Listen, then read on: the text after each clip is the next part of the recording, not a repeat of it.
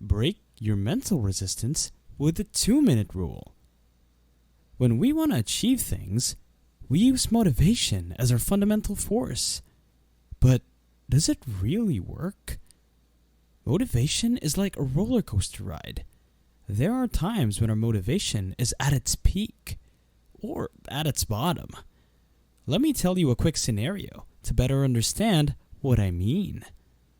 There was a girl who saw from a TikTok video how awesome it is to play the piano. So, she promised to herself to practice every day for 1 hour until she becomes a better pianist. During the first day of her practice, her motivation oozed. So after 1 hour of practice, she felt that an hour is not enough. So she practiced for another 30 minutes. However, after a few days, her motivation shifted. So instead of practicing for this day, she procrastinated and promised to play the piano tomorrow. Then tomorrow came, but motivation wasn't on her side. So she then delayed the practice. This kept on happening until her desired new habit faded like a mist, and her piano started gathering dust.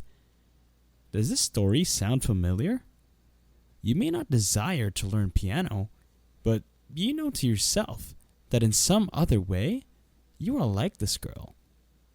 But why does this happen?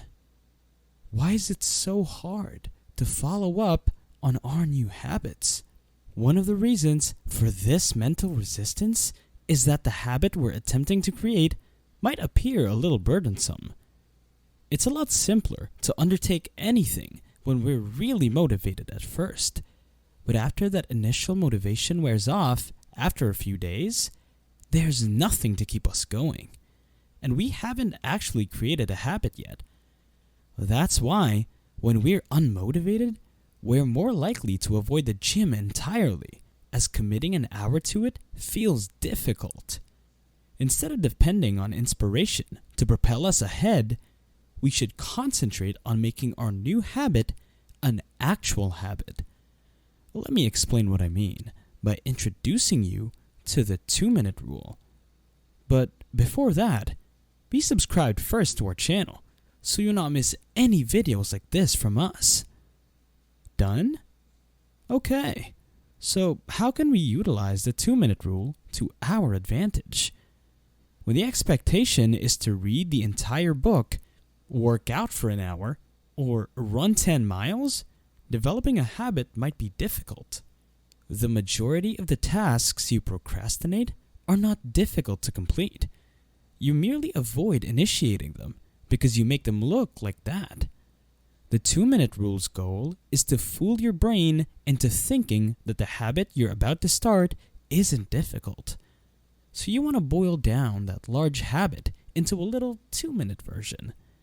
Your goals cannot be accomplished in 2 minutes, but any habit may be initiated in that time. And once you start doing anything, it's a lot easier to keep going. So, how can you employ this rule if you want to develop a habit of reading a book? You just have to read a single page of it. Just one. After that, you can stop reading, but you must do so for at least 2 minutes. The ultimate aim may be to read the entire book, but the expectation should be to simply begin reading, no matter how little. People frequently believe that reading 1 page is worthless, but a new habit should not feel like a chore, or you'll come to dislike it.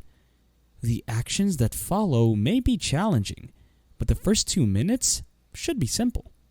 The goal of any habit is to form it in the first place. You are not supposed to push yourself to the limit until you collapse from tiredness.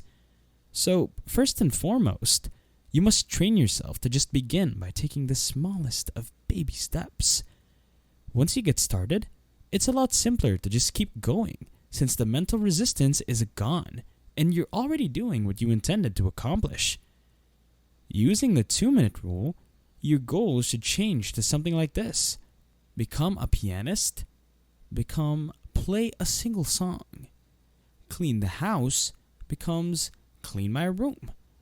run 3 miles becomes putting on my running shoes and go outside.